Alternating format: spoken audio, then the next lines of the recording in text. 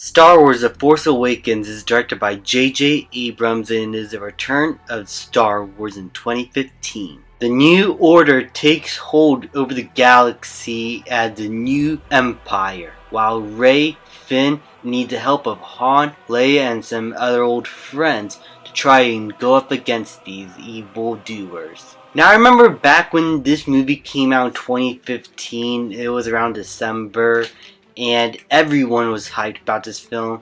And when it first came out, it made $2 billion. It was considered a great Star Wars film, the first actual great one since the original trilogy with Return of the Jedi, and everybody, including my friends, loved it. At least most everybody. There were some people that complained about it, and we were excited to see what the future of Star Wars had in store. If only we knew that'd go to shit even further, but when this first came out, we had so much hope, and to this day, it doesn't hold up that well because the trilogy that came with it just did not live up to expectations and made certain decisions in this film worse in retrospect. But after being disappointed when the trilogy ended, I figured that this was a really good one, but definitely not one of my favorites. Which is why I'm going to be praising this film a lot more than some other people have been recently, because I still really like it. As a movie by itself, I still think it is really good. I think it is well shot, well directed, well acted. I thought the story was engaging, and I thought the characters were pretty likable. But as I said before, it has not aged all that well. So I will be going over its problems too, as I recognize it is not a perfect film. But to start with the pros, I found the opening scene to be really engaging. It sets up the First Order in a very formidable way, treats them as actual imposing threats that know what they're doing. So I really like how off the bat, we are given a reason to be scared of these bad guys. Kylo Ren, at first, seemed very composed, he knows what he's doing, but as we explore more of this character, we see that there's a bit of a childish nature. He is unpredictable and not as sophisticated as his previous dark-cloaked villain, Darth Vader, and is trying so hard to try and live up to that legacy. Now, why he has been trying to do this has not been explored all that well, and I felt like the movie could have done a lot more to have us understand more of his motivations in that regard. But as we go over the trilogy, we see that explored even further, and he's the one character that is the most consistently good and most interesting. And he also poses a formidable threat to our heroes, as many times he does have the upper hand on many of these characters up until the final act. And that goes to his subordinates as well in more cases than not. While Captain Phasma is, in my opinion, the most underused and most disappointing character, General Hux is really good and stands toe to toe with him in terms of the same type of intensity that he gives to his presence. He is threatening when he needs to be, and his speech to the First Order as they blow up a number of planets is absolutely threatening. Then after that opening scene where Poe gets captured by the First Order and he's played by Oscar Isaac, we meet Finn, who is a stormtrooper within all of this, and he's starting to have second thoughts about joining the First Order and doesn't really like his place and where he is in his life.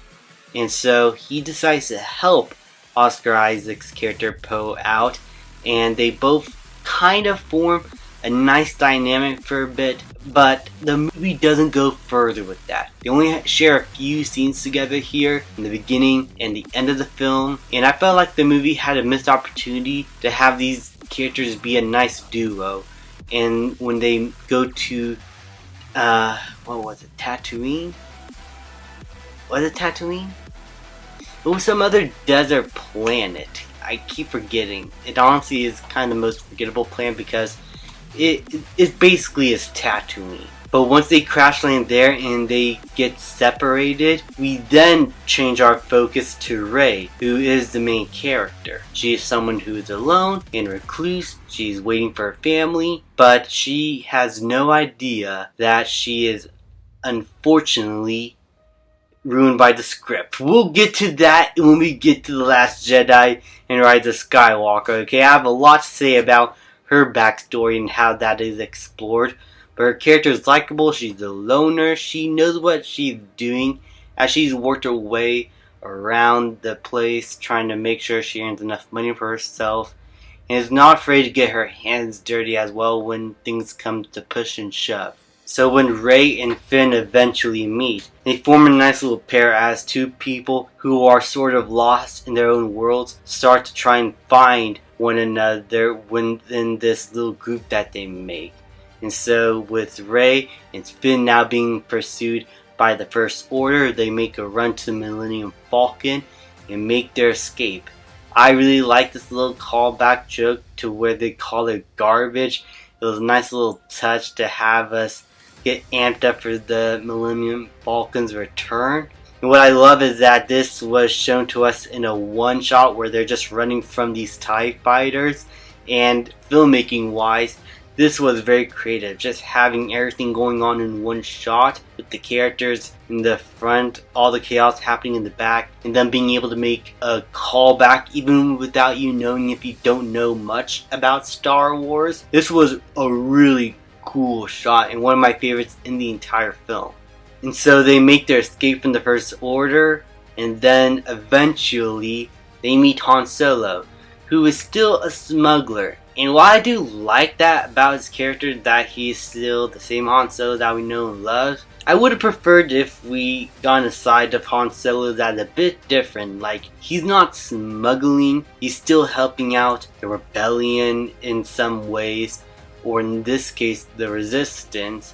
But it seemed like this was the point of Star Wars, they want to go back to basics, bring our main characters from the previous film back to who they were before. And in some ways, while that is nice callbacks to the original trilogy, it is kind of a backwards attempt to have us relate to these characters again, because you're just regressing their character journeys and just having them back to where they started, really. They've grown over the course of the original trilogy. And so having Han Solo once again be a smuggler, I don't really buy all that much until we explore why he has become that. I think the reasoning for that is very compelling. So Han Solo meets our new main characters. They start to understand each other and talk about past until Han Solo gets captured by his bosses that now put a target on his back while they tried to escape from this tentacle monster. Kylo Ren ain't having none of that shit and is trying to do whatever he can to try and find these guys. Again, he's like a sleepless child. He throws tantrums, he gets mad, destroys everything. He is not composed like Darth Vader, and he's never going to be. He's way too young. He hasn't finished his training. He is just a copycat, and the film knows it and treats him as such. And in some ways, that makes him just as dangerous, if not even a bit more threatening, because he is even more unpredictable in terms of his nature. And while in a one-on-one fight, Darth Vader will absolutely torment him any day of the week. Against these heroes, who are also so far unexperienced like he is, it creates a bit of intensity and gives a lot of sequences of tension within scenes where they interact, especially with Rey and Kylo Ren. So we go to this cantina in this Ewok forest type planet. What I don't like about this movie is how some of the planets here just feel like planets we've seen in any other Star Wars films. Like the desert planet is basically a new Tatooine. This planet is a new Endor. Then the Starkiller base is like not really a planet, but the environment still has like dirt, trees everywhere.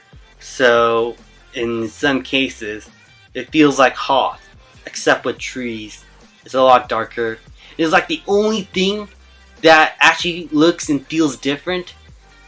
But it's still not a planet. These worlds do feel very uninteresting in the way they're designed. I feel like the movie could have done a lot more to try and have us explore more of this entire universe. This is where they try to meet this new old orange girl who has Luke Skywalker's lightsaber, and she's also very much enjoys Chewbacca's presence.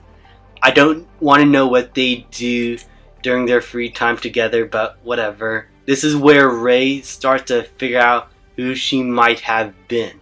And so this starts her journey to try and find out who she is.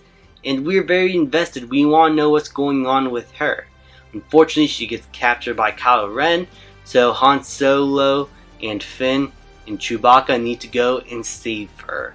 So they go to the Resistance. They meet Leia, who is a general now. And they form a plan to try and destroy Starkiller Base.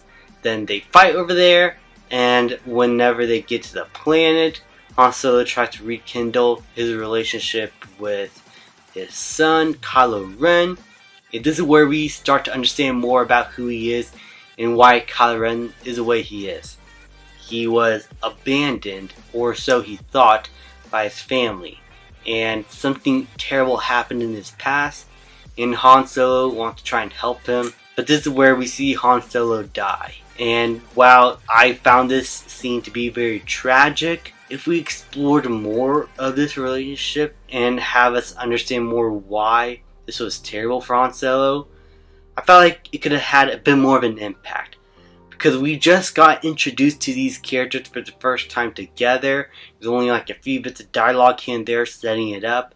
So while it does hit as an emotional scene, especially with the great lighting here, with the reds and blues signifying the dark and light trying to fight against each other, and eventually the dark overcomes the light. Overall, I felt like this scene could have had a bit more impact. This leads to a final confrontation where Finn and Rey finally go up against Kylo Ren, and I really like this lightsaber duel. It is not as choreographed as the lightsaber duels in the prequels. It is not as slow as some of the lightsaber duels in the original trilogy. It is a lot more realistic. The movements are not as fast. They are powerful whenever they hit.